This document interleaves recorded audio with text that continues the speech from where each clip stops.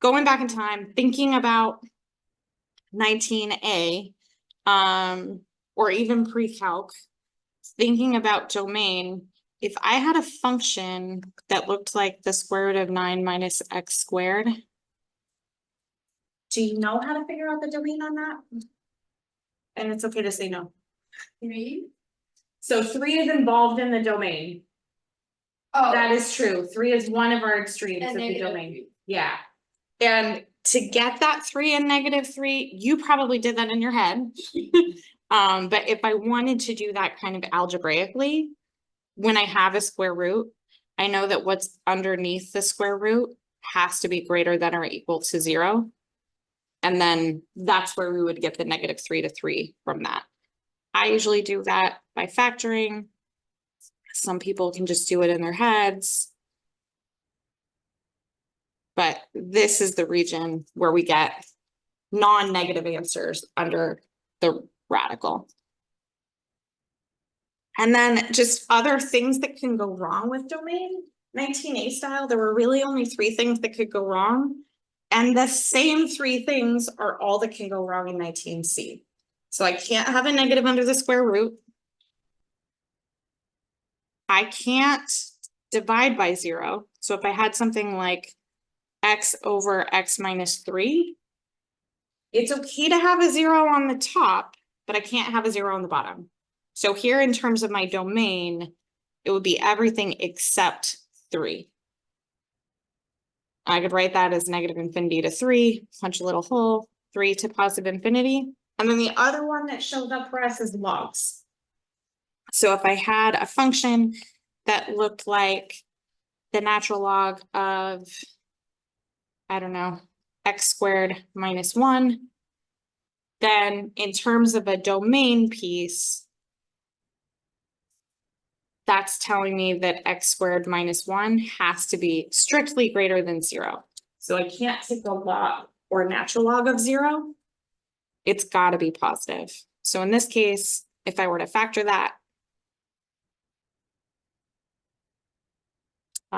that kind of looked like an or equal to, and I got to get rid of the or equal to part. It's strictly greater than 0. And if I do a quick number line on that, just a little bit. If I do a quick number line on that and I think about test numbers, if I plug in 0 for x, I get a negative number overall. So it's actually these outside regions that I would want here. So I'd have negative infinity to negative 1 and 1 to positive infinity. How do you make the test again? So I put all of the values on the number line that actually make it equal to 0. And then test numbers in between. So in this case, I could test x equals 1, x equals 2, and x equals negative 2. And think about plugging those into the original constraint on the domain. So if I plug in 0, 0 squared minus 1 is negative. So I would not include that middle region. But if I plug in 2, 2 squared minus 1 is positive. If I plug in negative 2, negative 2 squared minus 1 is also positive. So these guys work, but the one in the middle does not.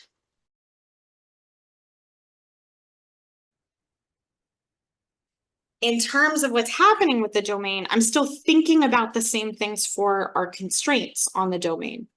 So in this case, it doesn't matter what I put into the numerator. I can put 0, positive numbers, negative numbers, but into my denominator, I know that x squared minus y cannot be equal to 0. It could be negative, it could be positive, it just can't be 0. I can't divide by 0.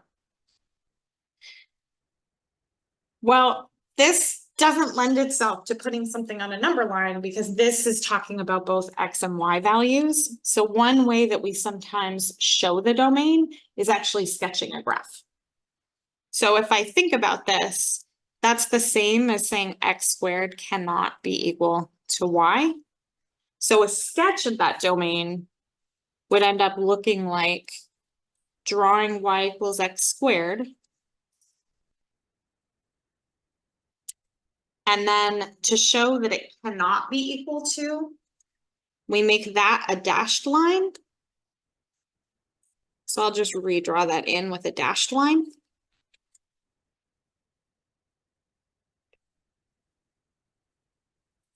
And then we shade in the rest of the plane to say that all other points in the plane give valid values of the function.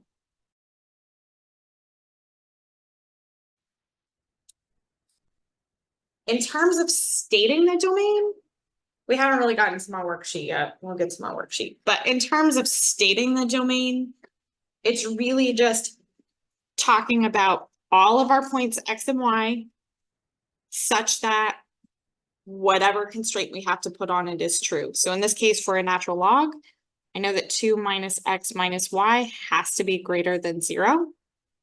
And I could rearrange that to look like 2 minus X is greater than Y. And then think about what would that graph look like on an XY plane. So on the XY plane, the graph of Y equals 2 minus X would be a line that kind of looks like that. But because it has to be greater than, I'm going to put in a dashed line. So there's 2, there's 2. And then I need to shade the side of it that matches our constraint. So if 2 minus X needs to be greater than Y, I can choose a test point. So if I were to choose 0, 0, if I plug that in, the question is, does it make it true? So is 2 minus 0 greater than 0? Yes. I think it is, which means that's the side that I'm going to shade because that makes the constraint true. Now I will point out this is backwards from when we were shading in the linear, in our linear programming problems, because there we were excluding the region that we couldn't include. And typically here, we show the valid region by shading it in. So it's kind of backwards from how we were doing the shading before.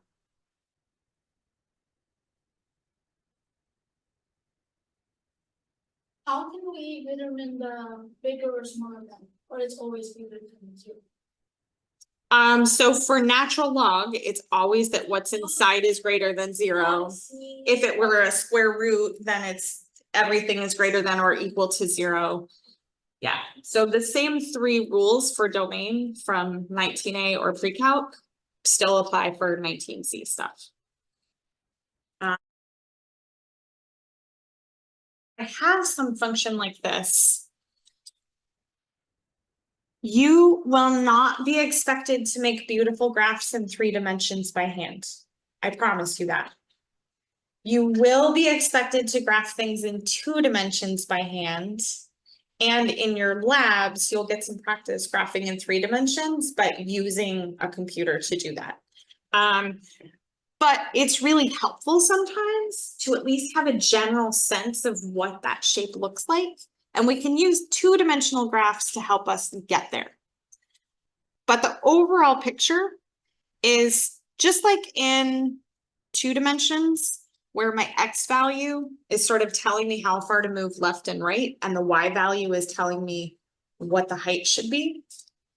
When we talk about graphing in 3 dimensions, we somehow have to represent that on the paper. And so we usually orient our axes, pretending that the x-axis is coming out of the paper at us.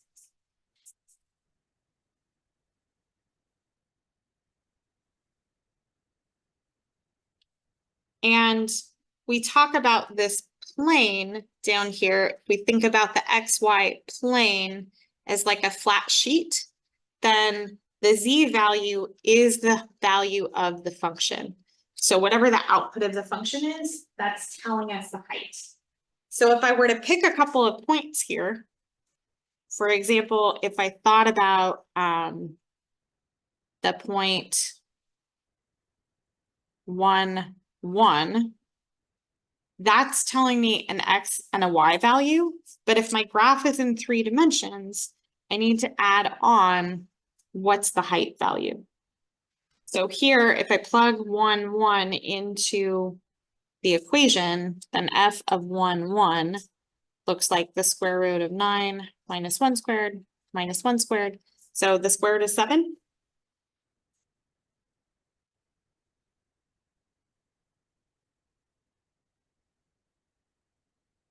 And I said that you will not be held to a particularly high standard of graphing. I'm not very good at graphing in 3D, but I know how to get all my points. So if I want full credit for something, if I have to graph a point, I want to think about walking there in the directions of the axes. So to get to the point 1, 1 square root of 7, I would take 1 step forward, 1 step in the Y direction, and then square root of 7 steps up. And then I would label this as 1, 1 square root of 7. It doesn't have to be perfect.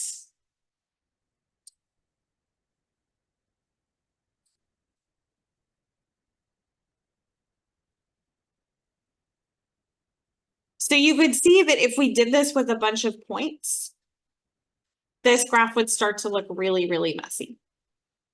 So instead, one of our techniques is to think about plane traces or level curves. And all that means is we're going to imagine slicing through this function at particular heights to see what would the slice at that height look like. So for this function, if I think about slicing through, we'll see how, I'll just ask you a question. What's the largest value f can ever have? So the largest, Largest. 9. I'll take your 0 and I'll take your 9, but really the square root of 9. Yeah. So whatever x and y values I plug in, they will be decreasing that value from 9, because whether I put in positive or negative values here, they're always going to be, once they're squared, I'll be subtracting something positive. So the largest height I can have is the square root of 9. And the smallest height I can have is 0, because the output of a square root can never be negative. So let's think about what would the graph look like if I set the height equal to 3, and what would the graph look like if I set the height equal to 0. So if I set the height equal to 3, then I would have 3 is equal to the square root of 9 minus x squared minus y squared. Squaring both sides, I get 9 is equal to 9 minus x squared minus y squared, which actually means I have a single point. Because the only solution to this equation is if x and y are both 0. So this has given me a single point at 0, 0, 3. And 3 because that was my height. If I set the height equal to 0, so I've got 0 is equal to the square root of 9 minus x squared minus y squared. And square both sides. How do you get the 0, 0? So I plugged in 3 for the height. And then when we work that out, we get that 0 is equal to x squared plus y squared. So the only solution to that is if x and y are both 0. Like there aren't any other numbers that make it work. Okay. Yeah. And then if I set the height equal to 0 and I rearrange this, I get that x squared plus y squared is equal to 9. And this is the equation of a circle with a radius of 3. So I know that down here on the xy plane, I'm going to end up with a circle of radius 3.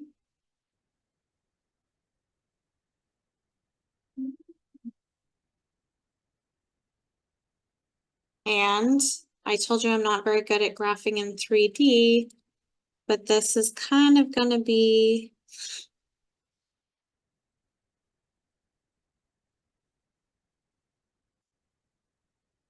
it's kind of going to look like an upside down bowl.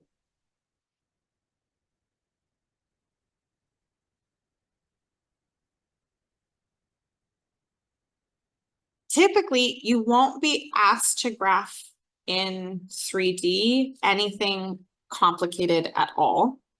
But you would be asked to sketch level curves, or although I haven't seen the next web work assignment, my guess is the next web work assignment will have something about level curves.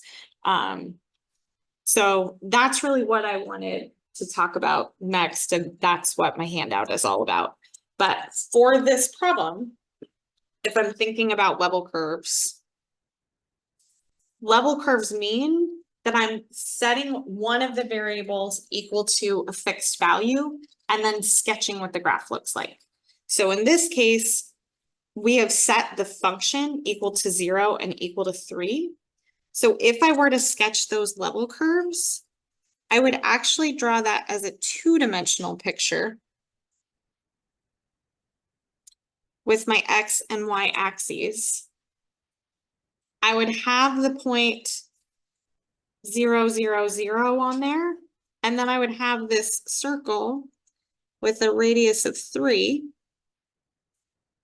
And that happened when Z was equal to 0.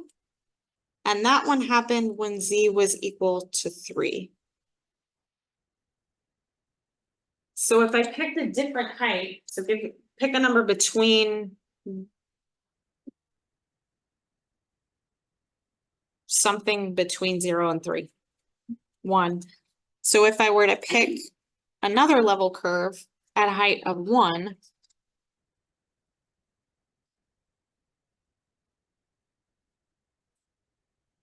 then once I square both sides and rearrange this, I end up with a circle of radius square root of 8.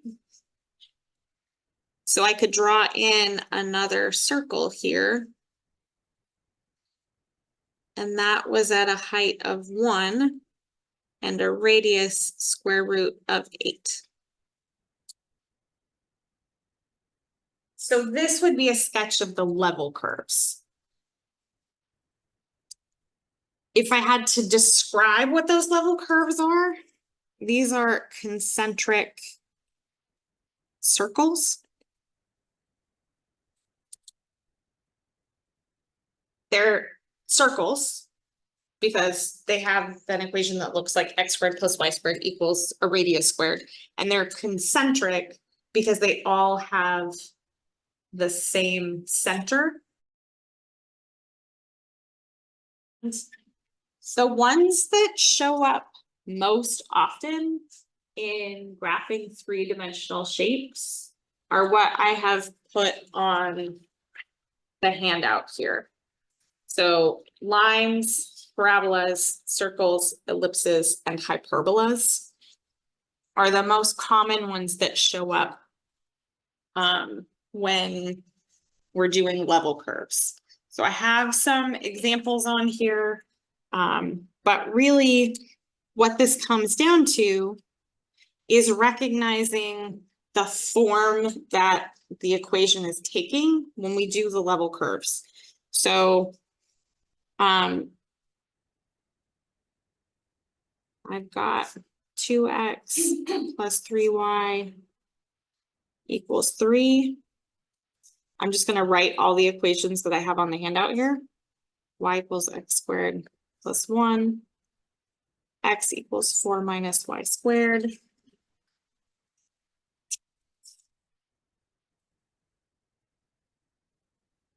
X squared plus y squared equals 4. 4x squared plus y squared equals 9. And x squared minus y squared equals 1. Now, obviously, there are more types of equations that can show up, but this represents some of our common groupings.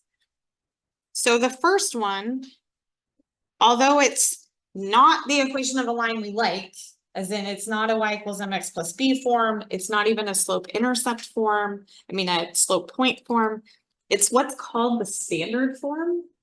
But what's important that makes it linear is the x and y terms are raised to powers of 1, and they're just multiplied by constants.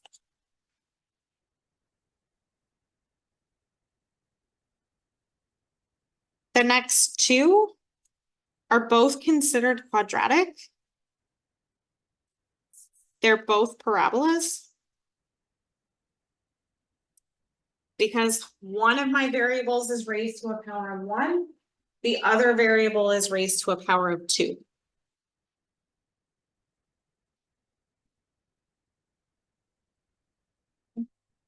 Now the last three are sort of the different ways that both variables could be raised to a power of 2.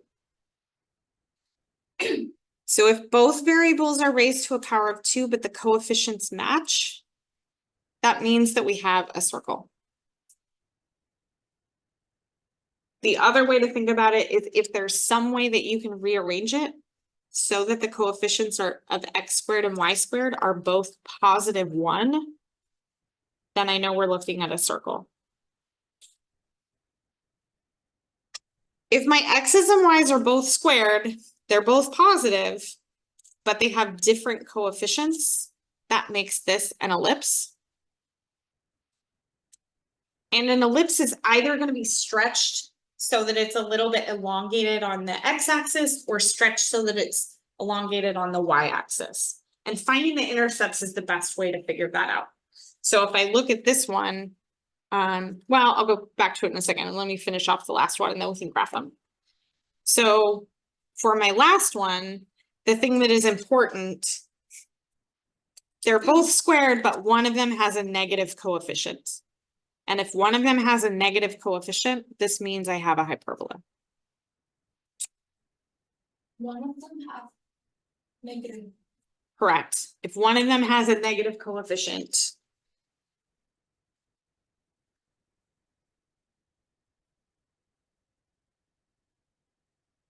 if they both have a negative coefficient, then there's probably a way to rearrange them to both have positive coefficients on the other side of the equation, right?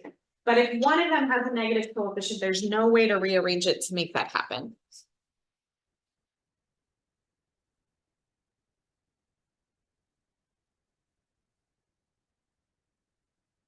So I did include graphs of each of those on the handout. Do you want to go through any of those graphs or should we just get to sketching? Because if I'm looking for the point 2, 0, 0, that says that we've only moved in the x direction. We have not moved at all in the y or z direction. So this point right here must be the blue one at 2, 0, 0. This other point, it's certainly has a z value to it. So this is the point 1, 2, 3. And if I were thinking about how to show where that is, again, I'm taking one step in the x direction, 2 steps over in the y direction, and then 3 steps up in the z direction to get to that point 1, 2, 3. I find it really hard to visualize things, or I find it really hard to draw things in 3D. But these are links in the handout in Canvas. So Desmos has a 3D graphing tool and our textbook has a 3D graphing tool. They're both good. I actually really like the one in the textbook, but I know most people are familiar with Desmos. So if that feels more comfortable to you, Desmos's 3D graphing tool is okay. The one in our textbook has a lot more options. It's more sophisticated. But So I mentioned that most of our sort of plane traces were going to come down to things that look like lines, parabolas, circles, ellipses, hyperbolas. If I have a function and all of my coefficient, or if all of my variables are raised to the first power, instead of being a line, sort of our equivalent-ish of a line for a linear function in 3 dimensions is a plane. And a plane is just going to look like a flat sheet of paper, essentially. Graphing planes, I would say this is something we might have to graph in 3 dimensions because it's pretty straightforward. And the way that we sketch a plane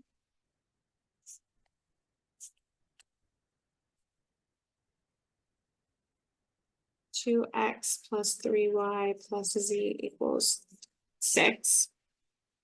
By the way, I could have also written this plane as f of x and y is equal to 6 minus 2x minus 3y, essentially rearranging that top one to say z equals. If I'm going to sketch the plane, the easiest way to sketch a plane is to start the same way we started with graphing in pre-calc, and that's to find the intercepts. The difference is that finding intercepts in 3 dimensions means I have to set 2 of the variables equal to 0. So to find the x-intercept, I need to set y equal to 0 and z equal to 0.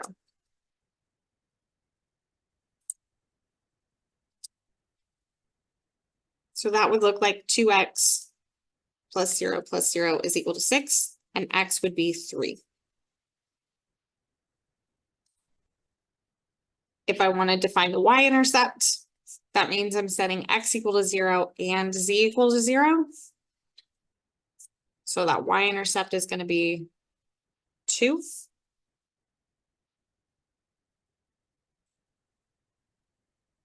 And then I can find the z-intercept by setting x equal to 0 and y equal to 0. Now if I set both of those equal to 0, z is equal to 6. So the way that I would draw that in 3 dimensions, unlike when you're graphing in 2D, we label that vertical axis as our z-axis. We have to somehow show that that x-axis is coming out at us. So we need to give it some perspective, and we kind of draw it at a little bit of an angle. How much angle you give that depends on probably how many drawing classes you may have taken in your life. Some people are really good at drawing in perspective. But I'm just going to put those points on here. So 3 on the x-axis, 2 on the y-axis, 6 on the z-axis, and I'm going to connect the dots. And when I connect the dots, it's going to look like I've drawn in a triangle. I'm going to shade it just for a little bit of like drawing perspective. And when we draw a line in 2 dimensions, we usually include arrows on the end to indicate that it's continuing on forever. And we can do the same thing with our plane to show that it's continuing on in all of these directions.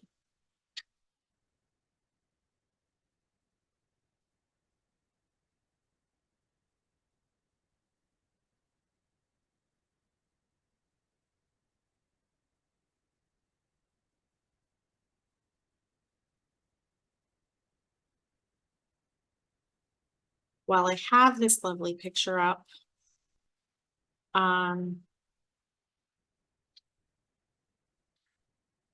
want to point out that when we're in 3 dimensions, rather than talking about 4 quadrants, we now have 4 octants. Octants, and then 8 of them. So if I imagine that like this is the XY plane, so the Z axis is sticking out of it.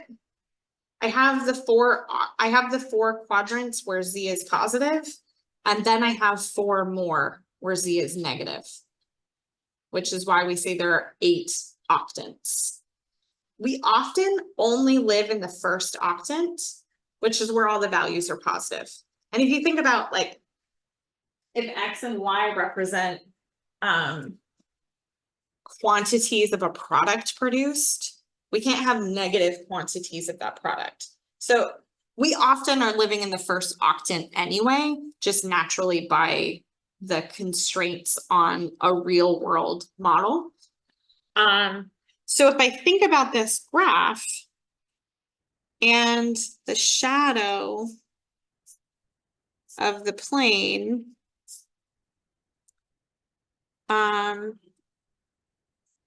in the first octant,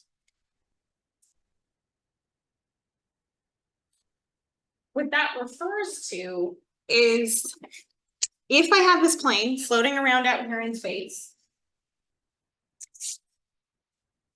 and I just looked in the first octant at what the shadow would be cast down onto the XY plane. Can you kind of see? I know I'm not great at graphing in 3D, but it's good enough. What that shadow would look like is this triangle down here on the XY plane. Because it's kind of like what would be underneath this.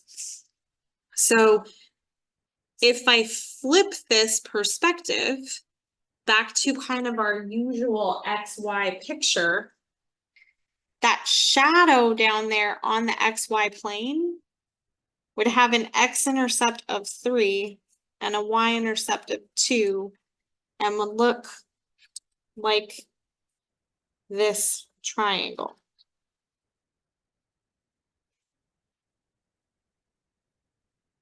You have to kind of imagine picking this up and rotating it to make this triangle match this triangle down here at the bottom.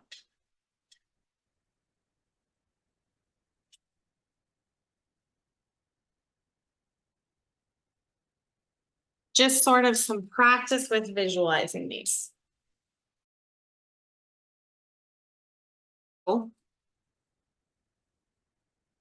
19A style just for a second, that was supposed to say style, 19A style just for a second. If I wanted to graph x equals 4, what does that graph look like? Yeah, it's a vertical line. One way to sort of think about that is to like find x equals 4 and then say we were graphing in the xy plane, we expected there to be a y, there wasn't a y, which means y can have any value. If I extend that to 19C style, and I want to graph x equals 4, I would get my axes, and I always like to label my axes. It helps me to keep track of it, even though they're always the same. X is coming out at us, Y is to my right, Z is straight up. I just like to label them. So I would find x equals 4. And then I need to extend that in both the Y direction and the Z direction. So what we end up with is this whole plane that's sliced through at x equals 4. So it's a square. Well, it extends forever, right? So you could draw it in as a square or a rectangle, an octagon if you wanted, a circle, but the key is that it extends forever. So it's really like a sheet of paper. The way we draw it is with the lines or also with the rectangle? You would want both the rectangle and the lines. Okay. Yeah. You said that It can extend, it will extend always. Right. So we can just change the rectangle to like circle. You can, as long as you're showing that it's extending. Also, anything. Typically for a plane, we usually either draw it as a triangle or a rectangle. But what's important is that you're showing that it's extending forever in both directions.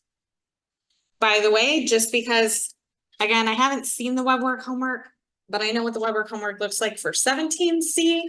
And so if I had to describe this, this is a plane parallel to the YZ plane.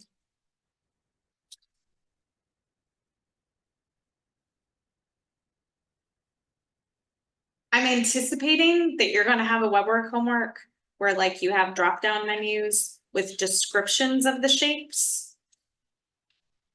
Because you can't like enter a drawing into web work.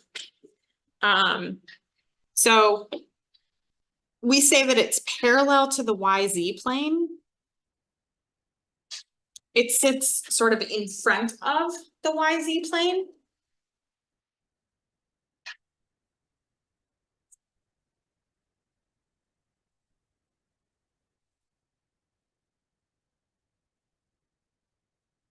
What plane you mean is the red? So this plane is this red one. Yep. The YZ plane means sort of the back, everywhere in the YZ land. Yeah.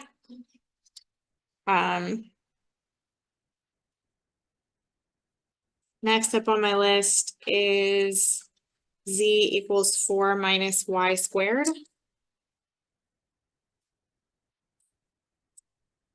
And I'm going to start this in kind of the same way. But this time, there are no X's in it. So conveniently, it's sort of already in the ZY plane that we like for, that's actually the plane that's the easiest to draw in 3 dimensions. So if I think about that ZY plane, this is a parabola that's shifted up 4 and opens down. Wait, why, where's the X? Coming out of the page. So here, there's no X value involved. If there's no X value involved, wait, isn't the one that makes it parabola is X squared, not Y squared? If one of my variables is raised to a power of 1 and one of my variables is raised to a power of 2, it's a parabola, regardless of whether it's X's or Y's or Z's. Yeah. So this, I'm going to erase the X-axis for a second. That would just look like this parabola. But because I'm graphing it in 3 dimensions, and the X-axis is there, it should have that parabolic shape regardless of what the value of X is. So if I came to a different value of X, it should still have that parabolic shape. And so what this ends up looking like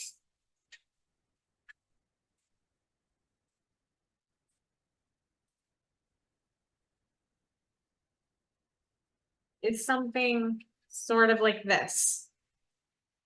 So that if behind me, if that's the Z-axis and that's the Y-axis, it's this parabola, and no matter what Z value we're at, it still has that parabola shape to it. Oh, so it's like infinite in X? It's infinite in the X direction. So we should show that it continues infinitely in the X direction.